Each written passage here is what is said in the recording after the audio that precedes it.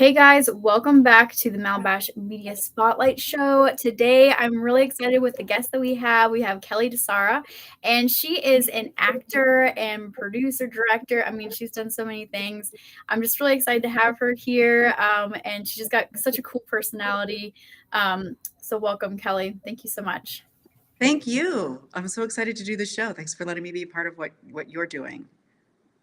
Absolutely. I'm really excited to kind of learn behind the scenes. It's always fun to learn from somebody who's been in it, especially from a woman's perspective too. I think it's just a completely different world, and just nice to have that for all the trailblazers. You're a trailblazer. For all those people out there that are looking at coming up and getting into the media world, it's always nice for them to be able to learn from somebody that, they can relate to really well. So I think that's just I'm thankful that you're here. So much. Thank you so much. I feel really passionately about that. I think especially as women, we need to. Um, I read somewhere that there's 167 million of us. There's more women in this country than there are men. We are the majority, not the minority. And I I feel so passionately about supporting women. We're in this together. We're not competitors. We are teammates. And if I can help somebody who is a little younger avoid some of the mistakes that I've made, why wouldn't I want them to do that? I think it's really important, especially now with everything happening politically, that we rise up together.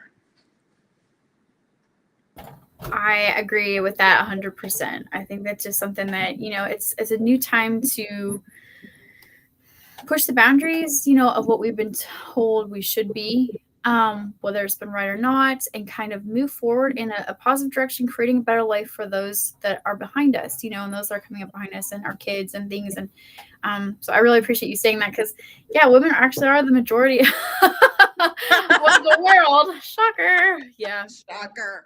So yeah, it's always a good point to kind of bring that up. And it's like, why didn't we know this? And what are we doing to make that kind of a big thing? Is it really being taken care of as far as the women's? We've got some women's rights and stuff. I know this isn't going to be a political thing, but or do we really? Like, do we have it to the point where we really should? And I think that's something that we can really dive into super deep. And I think it's about time that more people stood up for that. And they stood up for the rights of women because we're not animals. I have a whole new experience with a senator this past week, and I'm not even going to go into it, but basically I felt like I stepped back into 1800s. So, but we're not going to talk about that. We're going to talk about you and your experience and what inspired you to get into the media world and get into acting. And it's not an easy world to get into, especially for a woman, and what inspired you to get into that area, like the field of media, creating films and being in them? What was your inspiration? When I was growing up, we moved a lot when I was growing up. My dad was not in the military. It's always the first question. But we did move a lot for his job. And I found myself always making new friends and, experiencing new communities and having to figure out how to fit in. And I was a bit on the introverted side, so that was challenging for me. And in moments where I was feeling lonely and lost and whatever, film and television were the balm, the salve. It was the place I could go to escape whatever fear I had. And often whatever I was watching on television on my favorite show or in the movies, it maybe wasn't a direct thing about what was happening in my life, but there was some takeaway from that where I could feel like I was part of a larger community. And so it was always a field that I just absolutely passionately loved, but I was very shy. I'm not from a family of theater people, let alone film people. So it's kind of like a secret that I kind of kept to myself. I'm from a family of musicians. My parents are both, they both chose to do something else with their careers, but they're both very talented musicians. And it was a big part of my childhood. And so my first career was actually as a classical musician. That's what I went to college for. I got a bachelor's and a master's. And I was living in Europe. I doing some postgraduate work. I was doing some research that my intention was to take this research. I was living in the Czech Republic, which back when I was in college had recently left the USSR. And there was a lot of culture, especially from, from the 20th century, that we weren't completely privy to because of the US Russia, conflict. So my plan was to go over there and to learn some new flute music, and I would research on it and then come back to the States and finish my doctorate and teach at a university. Well, living overseas was an extraordinary experience, some of the best of my life. And I did get to use a lot of my moving around a lot skills to study these people. Oh my God, they're such a beautiful people. But I didn't speak the language. I couldn't even find, not only could I not find an English Czech language class, but I couldn't find a dictionary. So I went there completely, dumb to the language. And because they had only recently been out of the USSR restrictions, one of the things you could not do in the USSR was learn English. So their second language was German or Russian. So most people did not speak English to me. So I had to study their faces, study the cadence of their language, their body language. Wow. And when I was leaving there, I taught English to foreigners to pay for my flute education. And when I was leaving, my students in their teacher reviews, a lot of them said, Kelly will be a famous actress one day. And it had always been my dream to be an actress. When I left there, I realized I'm taking such a big risk making my career classical music when it's not the thing I love. What am I doing? I need to take that. If I'm going to take the risk, I need to take it doing the thing I'm passionate about, which is telling other people's stories and talking about our shared humanity. And I can do that in this field. So that's how I got it. I got into it late. I was already in my late 20s when I started my first class. My first opportunity came really swift and fast, and I was not prepared for it. I missed it even. One of my friends here, I moved to LA. My parents had relocated here when I was finishing school overseas. So I moved out here. And one of my friends I met was the wife of a cinematographer who was doing J.J. Abrams' first show.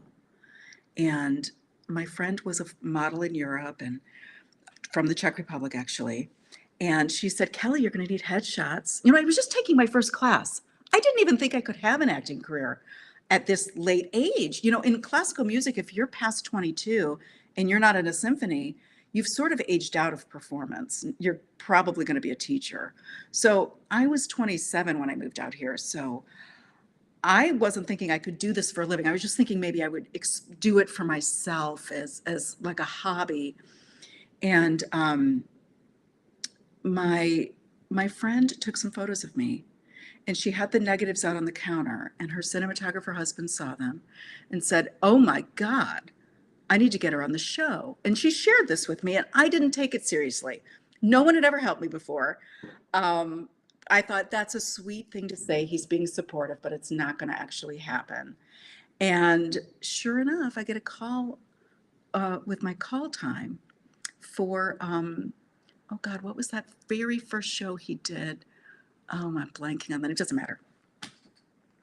But I had just started a new job, and I needed to give them 3 days notice. I didn't even know what a call time was. I wasn't even catching that I had booked a gig. Right. I was like 4 weeks into my first acting class. Wow. Yeah. And I didn't even, none of this registered until like 10 years later. I'm sitting in a J.J. Abrams movie, and I'm flashing back to the conversation going, oh my God, what did I do? I told them I couldn't go because I had a job. So yeah, that's how acting came to me. It was an accident. It was like stumbling into it late, and yeah. That's amazing. And you know what? If you don't know the terminology, you don't know what a call time is, you don't know, it's a whole new world. It's learning a language that's different. Like you said, like when you were overseas and you were picking up on body language and stuff, like because you didn't, there wasn't a way to necessarily learn that language in, at that time.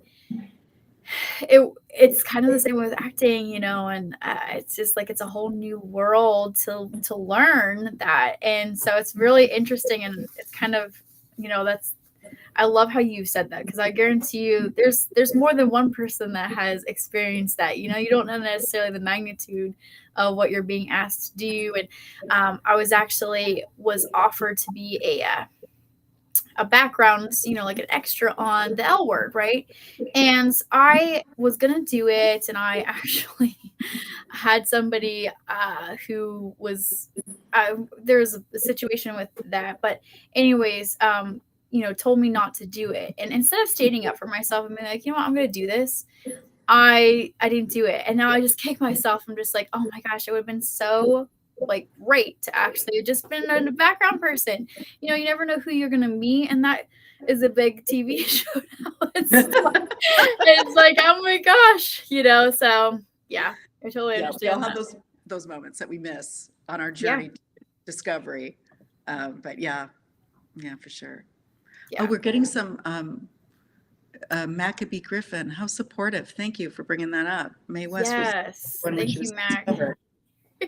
Um, yeah, Um, stories are really what inspire me. I love. I read this amazing quote uh, years ago, and I swear to God it was a Wayne Dyer quote. But for the life of me, I cannot find the book I read it in. I can't find. I've even Googled the quote and can't find it. But this was life changing for me. The quote was, when we realize that our story is everyone else's story and everyone else's story is our story, that is love. And that's a big reason why I do what I do. It's my way to connect with people. And I feel it's so powerful. I think one of our shared wounds as like a human body is that we're disconnected from each other. We're lonely. You can be married and be lonely. You don't feel seen. You're going through something that makes you ashamed, and you yeah. think you're the only one who has that particular story. And so you do things to disconnect from the shame. You drink too much, or you isolate, and I find that for myself, if used correctly, that film and television can be a tool for healing. And that's one of my mission statements. That's why I do this. Um, it's happened to me. I've had trauma in my past, and I remember watching um, a film. It had Denzel Washington in it, and the male lead was he was sharing a a traumatic event from his childhood. It was my traumatic event, but I was watching it spoken by a male who was so strong and um, alpha, and something about that, some switch went on in me, and I was able to find some strength. Like, it took a lot of the weight of the shame away. Someone else had my experience, and it wasn't a weak person who shared my experience. It was this person who's so strong. I just think that we can realize that we're in this together. That thing that you might be struggling with that feels like it's only you. I promise you, there are so many people going through the same thing, and we can come together in a healthy way through art. And that's why I love this field. This field has a lot of problems too, but in its idealistic state, this is what it can do, I think. Exactly. I love that, Kelly. I appreciate you sharing that for sure. Yeah. And I feel like that goes into tie into like the mission behind, what you like to share in your acting, and you've been a director as well. And, what is tell us a little bit more about, go into this a little bit more about your mission and your passion behind it. I know you're touching on it a little bit, but continue to share with us about that. People are fascinating. I think that, we see on the big screen these beautiful people, and they're sharing these stories that are larger than life. And, you're sitting somewhere in your house with your kids in the middle of the country. And I think that what we don't realize is that we're all the same. And your story, the person who hasn't left their hometown, you have stories to tell me that I would just love to hear from you. Your life is a fascinating mosaic of stories that matter. And I think that's part of why we're so disconnected and disjointed right now as a population. We're buying into this idea that there are them and there are us. And we're not realizing that, no, we are us. We are us. We are so similar. I might not have had your exact experiences, but I've had experiences that have made me feel this exact way. And, one of my dearest friends and mentors, she's no longer with us, unfortunately, but she was a great comedian and a really brilliant teacher. Her name was Suzanne Wong. And she had this phrase she would say that is another one of my mission statements. I'm gonna totally butcher this phrase. I hope I get it. I hope I can pass it on to everybody so that you guys all understand what I'm trying to say. But she said once in class that she had this realization that the opposite of war is not peace. If war is destruction, then the opposite of war is creation. Therefore, the opposite of war is art. That's amazing. That's amazing, isn't it? Let it land. It means that could we fix some of these things simply through understanding? We all have a point of view. Everybody's point of view matters. If we take a moment to just connect to each other, listen, have that intimate moment, realize that you're not my enemy. There is a point of misunderstanding between us. Can't we bridge that through what we share? And I feel like that's what art does. Art tells our stories, humanity's stories. We do it in a fantastical way. We do it in a larger than life way sometimes, or a comedic way, or a farcical way. But at the end of the day, that's what we're doing. We're sharing our stories. And, since the beginning of civilization, that's how we've learned as a population and grown and evolved. And it's a difficult life. I think if you decide to go into acting for the fame, there's a big chance that you're going to be disappointed. That's like 1% of the people doing this. Yes, Right. very true. But there's everybody. I don't know. My sister is a doctor, and she heals. That's her work, and I'm so proud of her and what she's accomplished and what she does. But I think we all have those elements in our life where we are the healer. If you're a mother, you're a healer to your children. If you're a teacher, you're a healer to your students. As an actor, I can be a healer emotionally through my art for the audience. I can give you a safe place to land for an hour and a half when you're having a rough day. You can go into that darkened room, eat your raisin nuts and your Diet Coke, have a moment to pause, connect to people that are, whose stories are reflecting your life or whose stories are letting you escape from your life. Have a moment to recharge and then get back to your day. And that's the part of this that I love. I actually love, this was the difference for me between classical music and theater, and why I went into theater.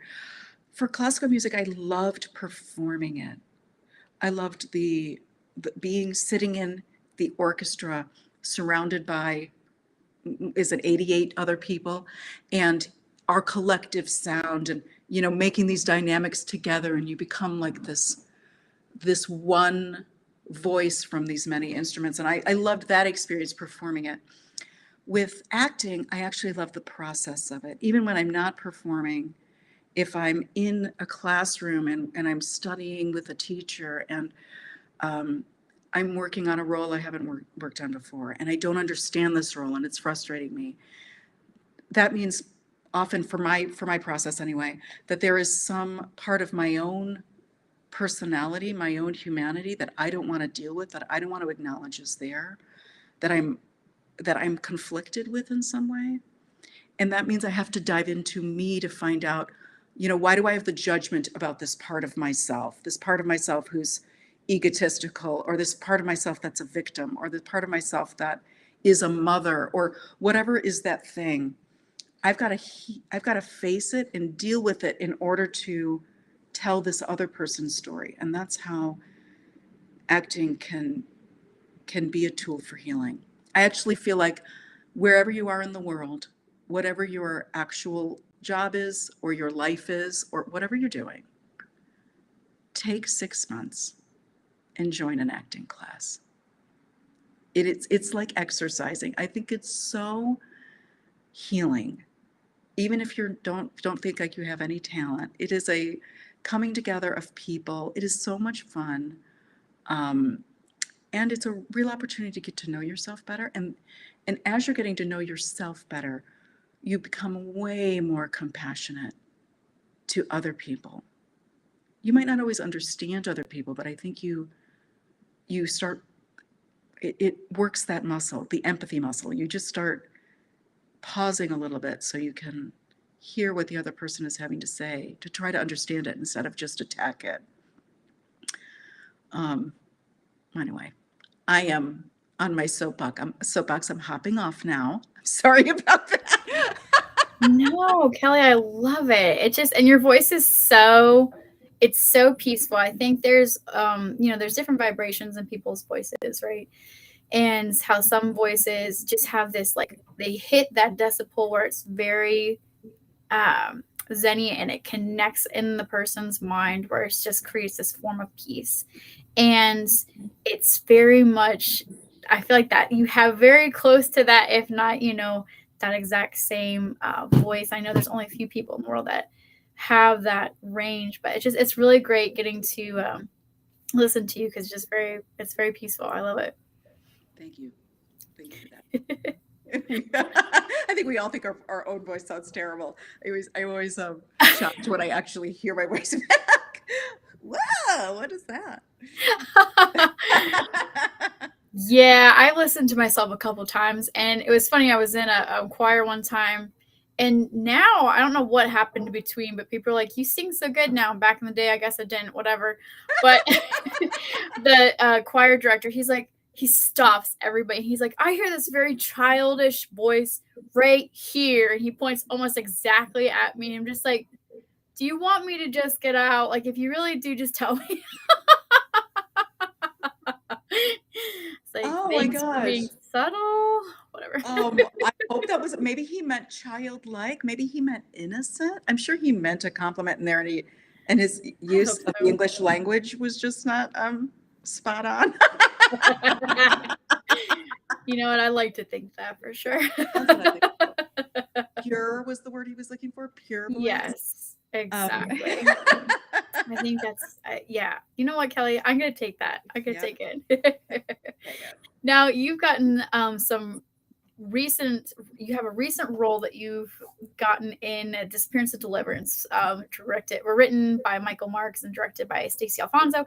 And you guys are in the process of creating the film, which will show a little bit about how you guys can get involved for those who are watching and everything. And thank you, Mac, for your encouraging comments. I know they're not all showing up here on the screen, but he's been encouraging us along. So thank you, Mac, for that. And let's talk a little bit about your role in this, because I'm really excited about this. When I first saw your auditioned for this, I was just like, wow, this is amazing. And I have it. I don't know if you want me to show it right now or not. It's totally up to you. But I can pop it up here on the screen, or you guys can find it online, Disappearance of Deliverance.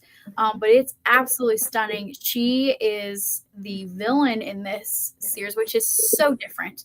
And I'm so here for it. I'm like, yes, I'm here for this. So tell us about this, Kelly. Like, this is a really cool role for you.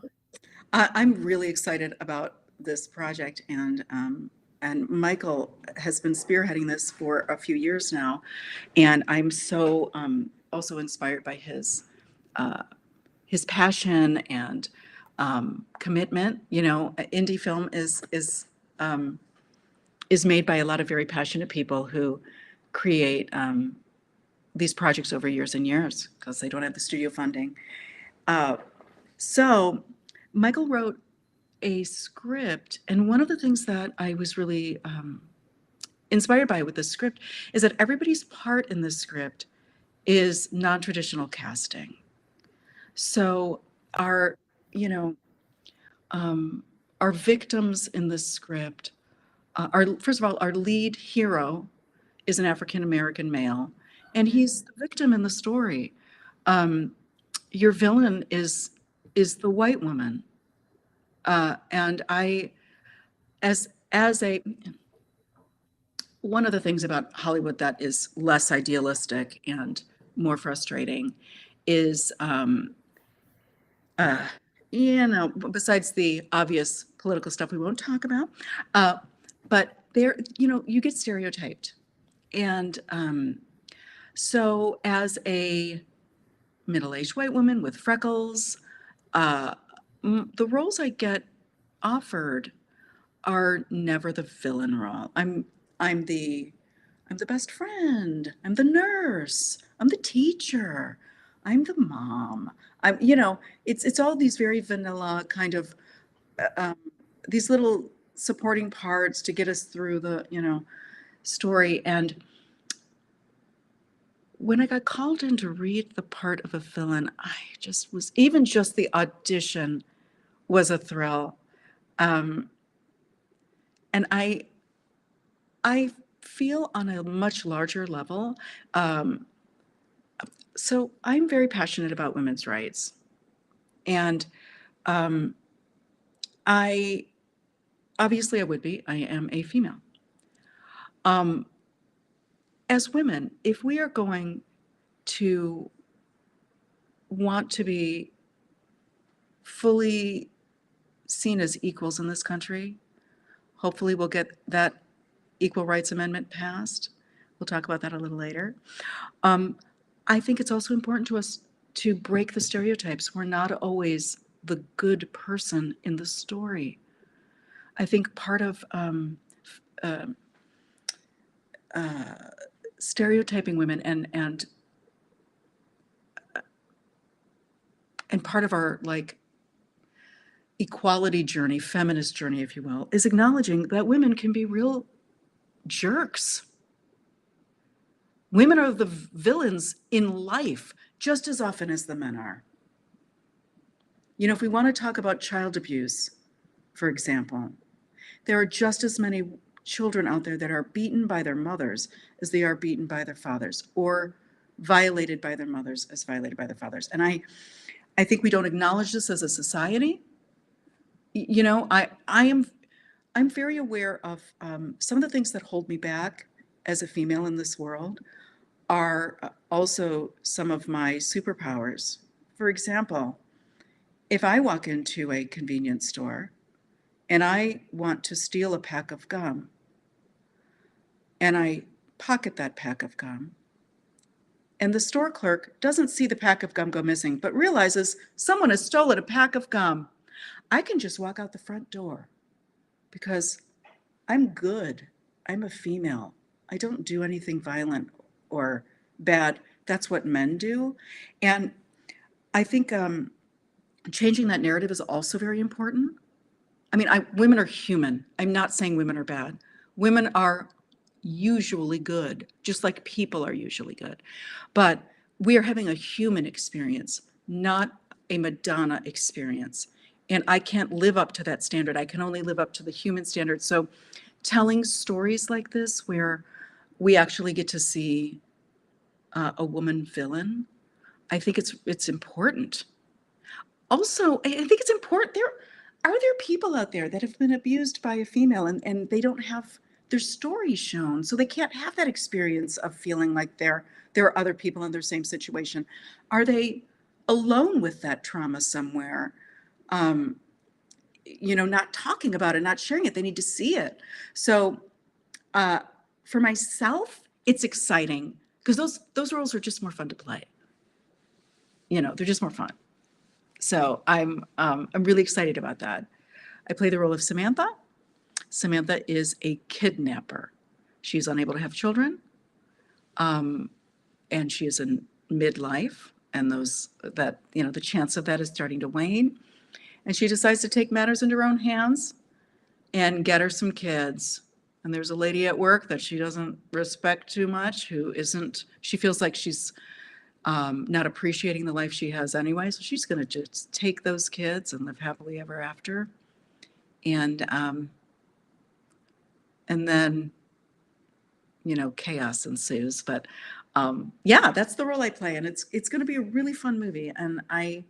And like I said, that it's really interesting casting. Everybody in the cast is playing a part that they stereotypically wouldn't necessarily get to play in traditional Hollywood. So I think that's also really important to support films like that, that represent more of a diverse populace. And yeah. I definitely agree with that, and I appreciate you kind of bringing all that into play, because there's so many stereotypes out there, and I love how this film kind of cuts that. It cuts a lot of the stereotypes and creates a little bit more cohesion, because you're gonna have stereotypes because you continually perpetuate stereotypes. You don't get rid of them by not, like, you don't get rid of something by continuously bringing it up and always making it a big deal and not actually doing something about it. So I actually going to go ahead and play a little bit of your audition reel for it, which is going to be exciting. And I absolutely love this, because this is just, you're such a powerful actress. I absolutely am like, I just love this to death. So we'll play a little piece of this, and then you can talk a little bit more about your kind of excitement behind this. But I'm going to pop this up here. I'll handle this bitch before I put a bullet between her eyes. I'm the goddamn charge nurse here today, and I am taking charge. I'll be kicking asses and taking names, and if anyone tries to cross me, they will feel my wrath. Thank you very much. Okay, miss,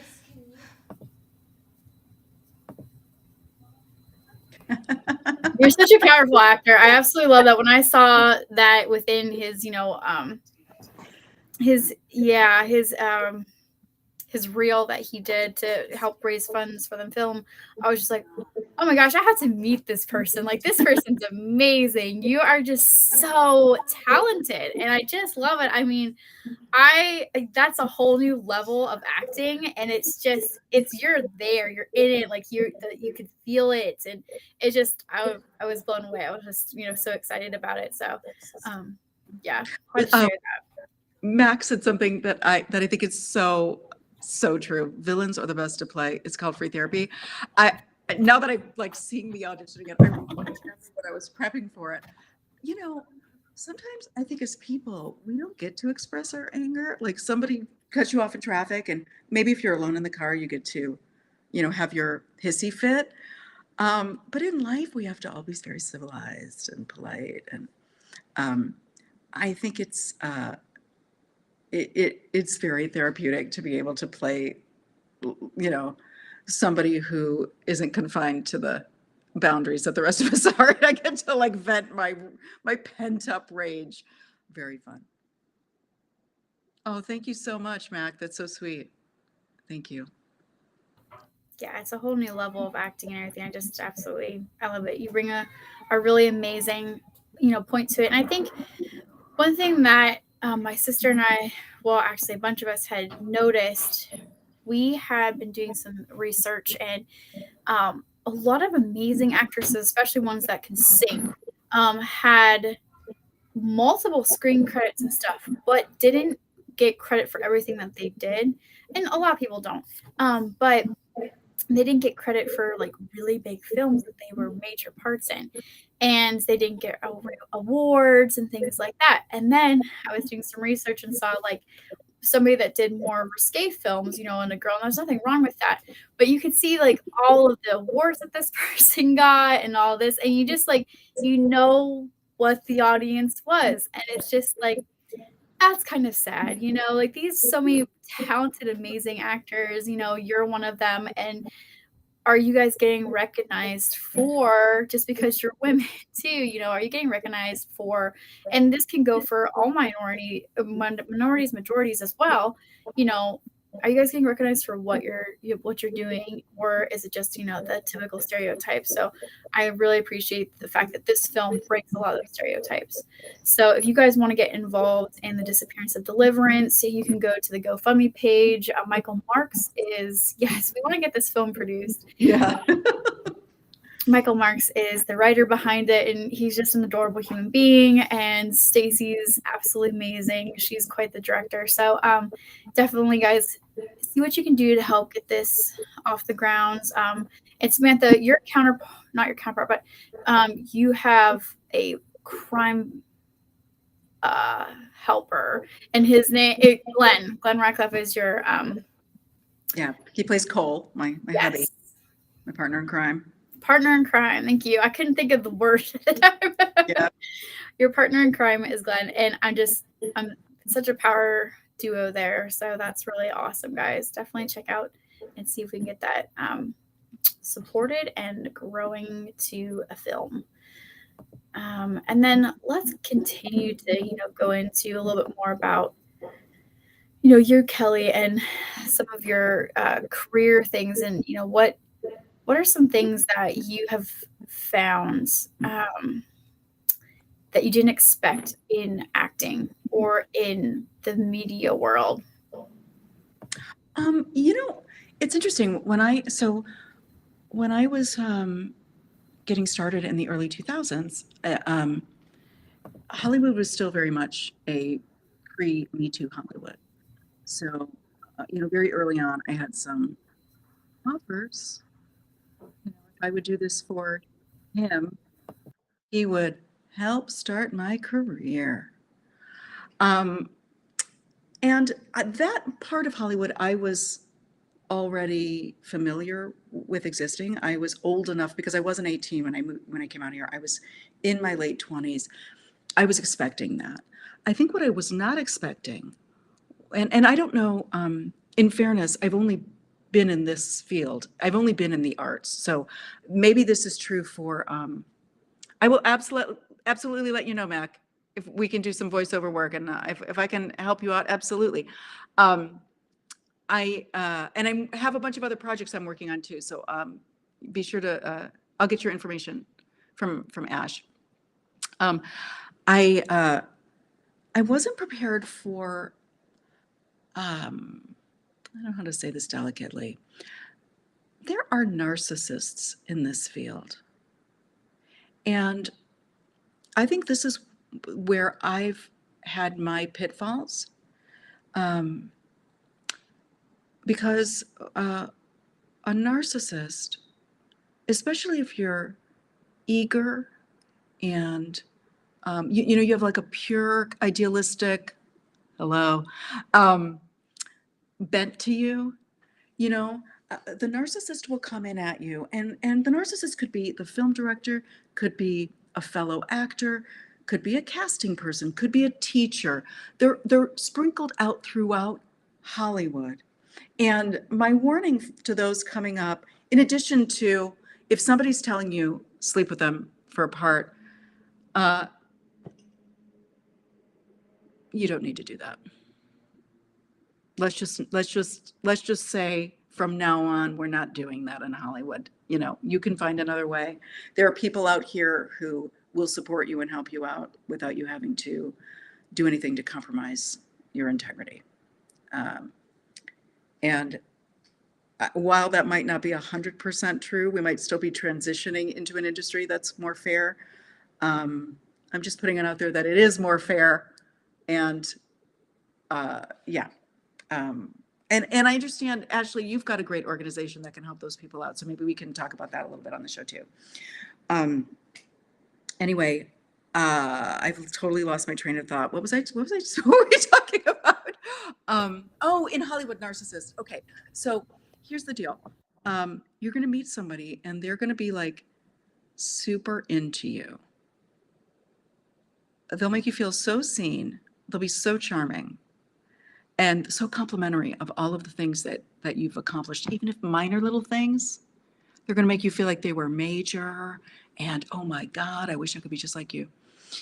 And I find that these people are kind of sussing out what they can get from you. And this charm grooming period can last a while. It can last months. But at some point, they're going to start manipulating and maneuvering all of your bright light and your talents and harvesting them for themselves. So I don't, like I said, maybe this amount of narcissists that I've encountered in my life is true for all industries. I've never worked in another industry. I don't know. But I can tell you that in this business, there are a lot of them. Not everybody goes into this field because they love the art form. A lot of people go into this field because they want to be famous. They want to be seen. They're desperate to be seen. They're desperate to be famous. And they can really not just waste your time, but it can be an emotionally traumatizing experience. So that is the pit. That has been the unexpected pitfall in this business for me. Something that was not on my radar.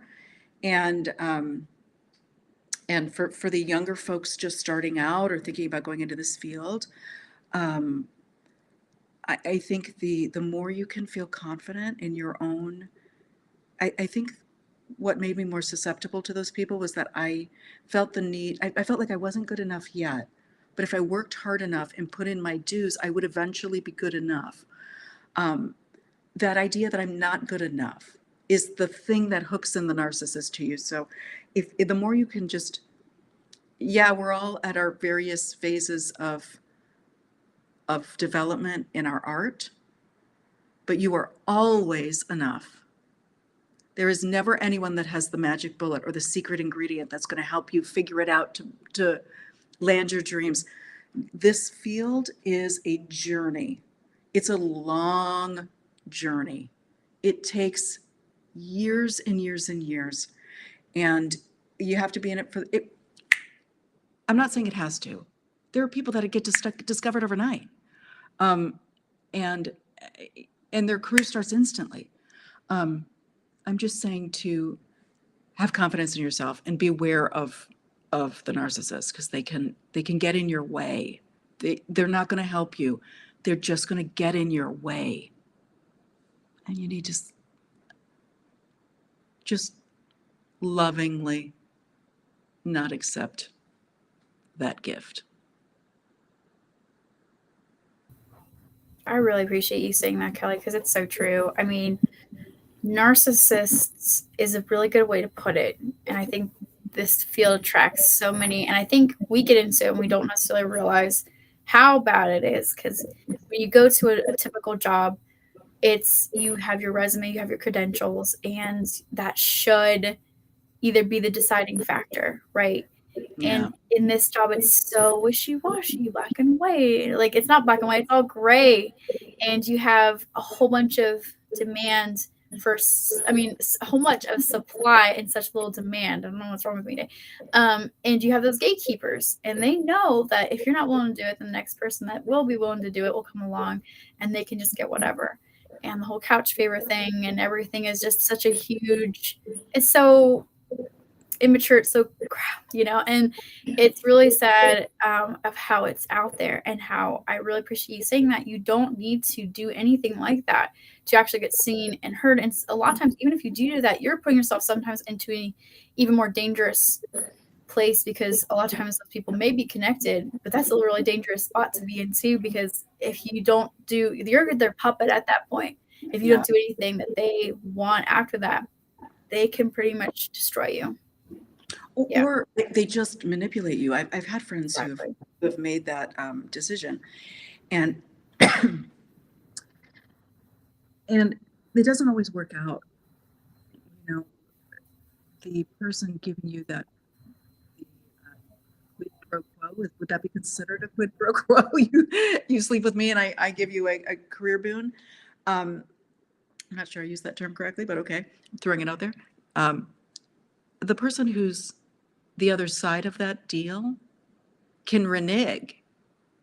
They can also only give you the shot that's small enough to keep you in their control. There are strings attached, and I just feel like most of the time those strings are too heavy a weight for most people to bear long term. And so it might be a quick fix in the moment, but it's not. No, you're so right. And that's one of the reasons why we created, Malabash, was because we wanted to create a safe place for media professionals to get in a safe way. It's kind of like, you get that even going to school. A lot of college students, they get out and just like, okay, they're fresh, they're ready to go. And that's, probably one of the most dangerous parts, because now they don't know where to go. And then everybody's like, ooh, fresh meat. You're not out here in Hollywood? Okay, so you don't know all the dangers. All right, this is great. I actually knew a producer who would hire specifically outside of Hollywood and whatever, because he could pull things through on people and they wouldn't know, because they weren't in it. And to get, like they weren't there in Hollywood to see that was a common thing that people would try to do. And, most of us like take it at heart, at, face value. Right. And so we're going to be like, oh, yeah, this person's offering this. It seems fine. They look legit on paper. And it's a little bit dangerous. So that's why we created this, to have some connections that people could trust, and, some mentorship and ways to help get into the next level. And I know that you're working right now on a really cool project, equalmeansequal.org. And I'm going to pop that back up here. Tell us a little bit about that, Kelly, before we end for the day. So this is not a project I've worked on. These the two people that started this this movement started as a documentary. Kamala Lopez Dawson and her husband Joel Marshall. She might be Kamala Marshall now. I'm not sure. When I met her, they hadn't gotten married yet. They made this documentary, and they're both actors and brilliantly talented. And Kamala, I can't remember. She shared the story of how it, and I don't want to speak for her, but she ended up learning that women do not have equal rights under the U.S. Constitution, and she didn't think that could be possible. So she started a documentary, and their interviews with judges, female judges, attorneys. She goes into great detail about the status of women's freedom in the United States right now.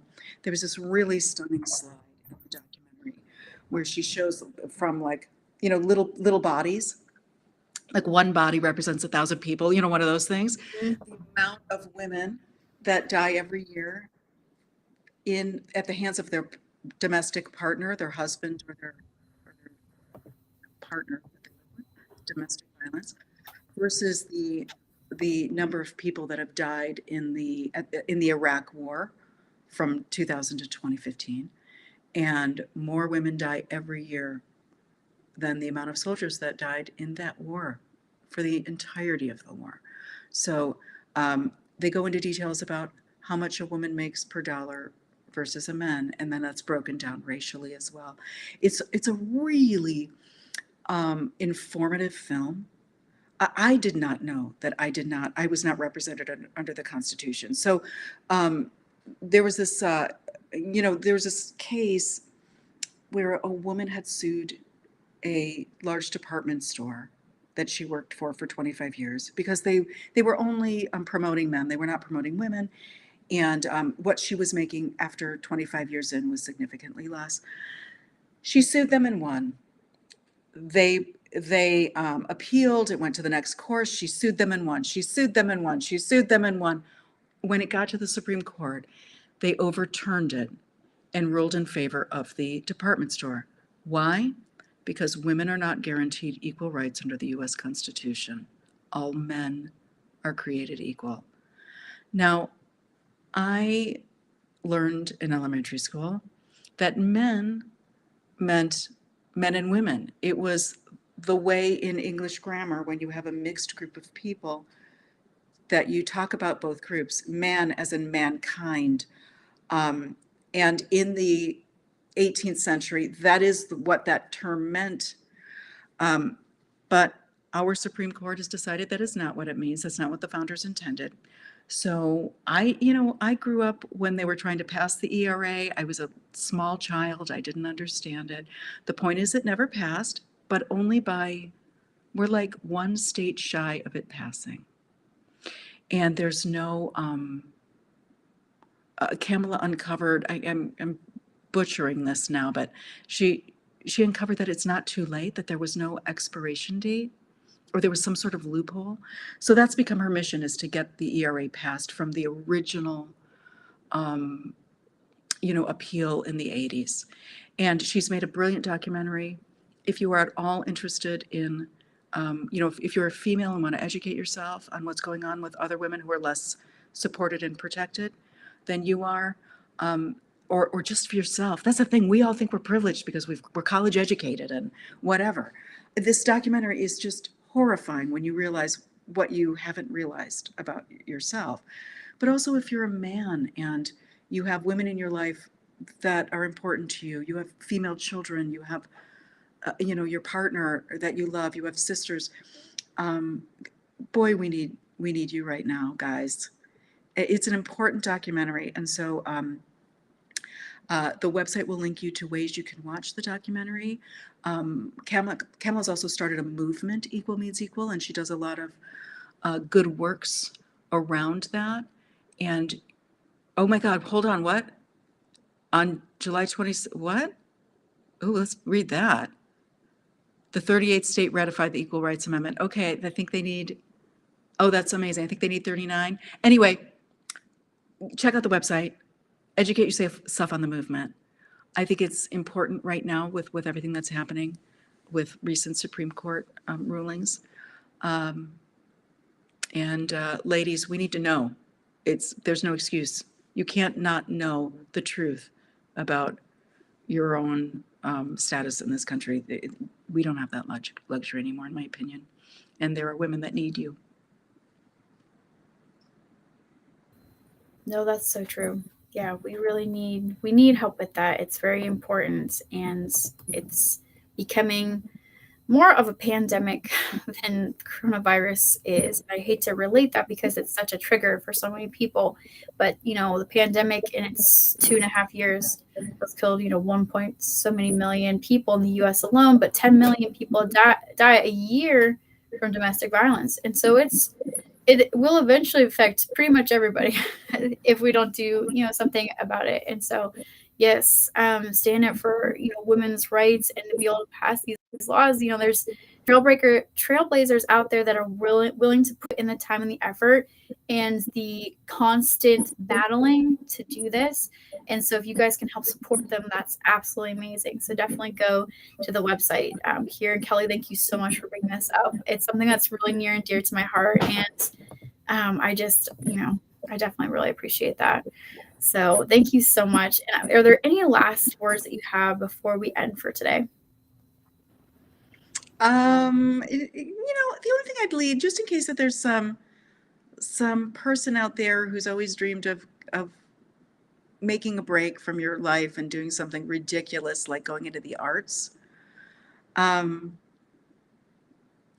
give yourself the gift. You're worth it. Do what you love, and the right opportunities will fall your way, and your life will be exactly what it's supposed to be. Trust that thing, that flame that's sparking in you, is given to you by whoever you believe is your higher power. It's a calling and a gift. And best of luck. And if there's, my website's kellydesarla.com. You can reach me if there's ever a way that I can, support anyone who's new to the business. I'll give you any advice that I have to offer for whatever it's worth.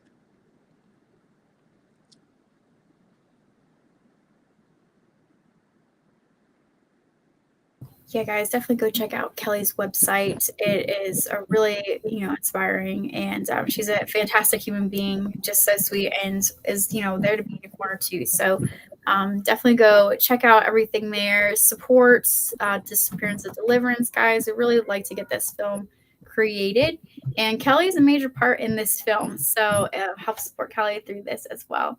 So I just really appreciate, Kelly. Thank you so much for being here, taking the time. I know we went way over today, but it was definitely such a blessing. So I just really appreciate it a lot.